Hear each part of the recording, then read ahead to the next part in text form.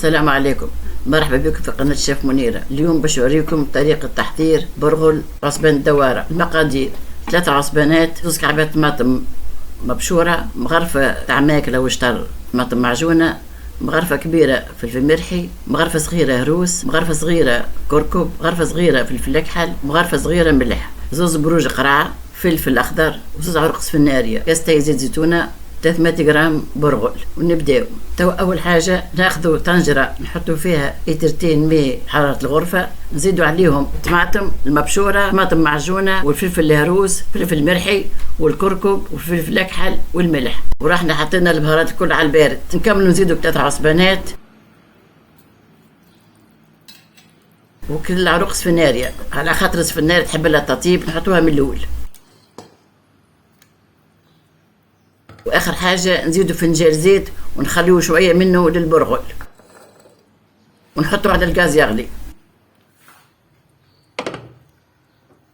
وتو في نفس الوقت نمشيو لك البرغل نعوموه هكا بالماء كما تشوف، صبوا فيه 2 كاسان ماء، نحركوه كيما هكا شويه ونزلوا الماء نتاعو.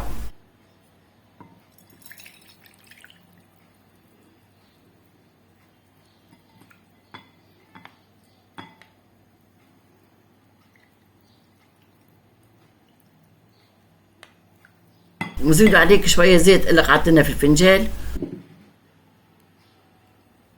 ونحركوه كيما هكا.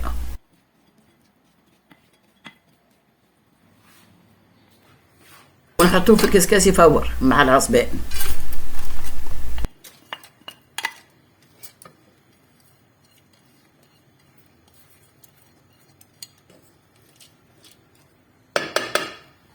كما العاده كي نحطوا البرغل ولا الكسكس يفور ديما نحطوا المغرفه هيك على جنب، نغطيوه بالاغطاء نتاعو ونخليوه مهوي شويه هيك بالمغرفه باش البرغل ما يلبزش. او بعد تقريبا ساعه غربا ناخذ زلوشات من المرقه تاع العصبان نبلوا بيهم هيك البرغل،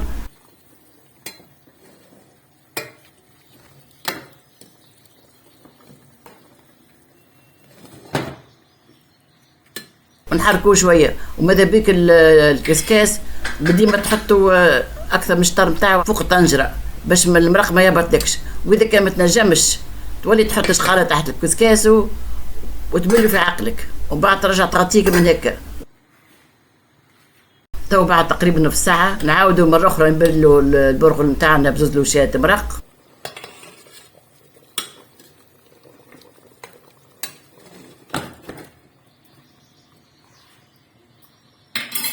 نحركوه شويه كيما هكا ونغطيوه. في نفس الوقت نسقطوا كز برج قرع. وبالنسبه للقرع نحطوه في الاخر خاطر القرع ربعي في ساعه يطيب.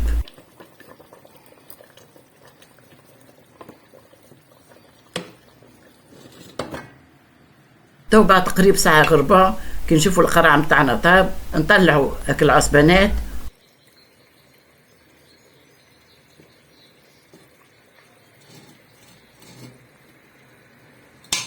نطلعوا بالبروج قرع.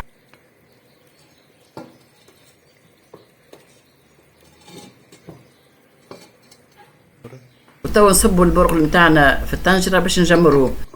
ماذا بيك ما تخرجش برشا مرق باش يتم البرغل كعبه كعبه، ولا البرغل ديجا طاب بالتوفير وبس وبالبلان. وحتى في صورة ما حسيت المرق برشا تزيد تخليه شويه من غير عصبان حتى وينقص المرق نتاعو. وهكا كما تشوف منا شويه برك حطيت مرق مش برشا. نحركوه شويه وخليه يتجمر على نار هاديه حتى يولي كعبه كعبه. وصحه وتاكلوا بالشفاء.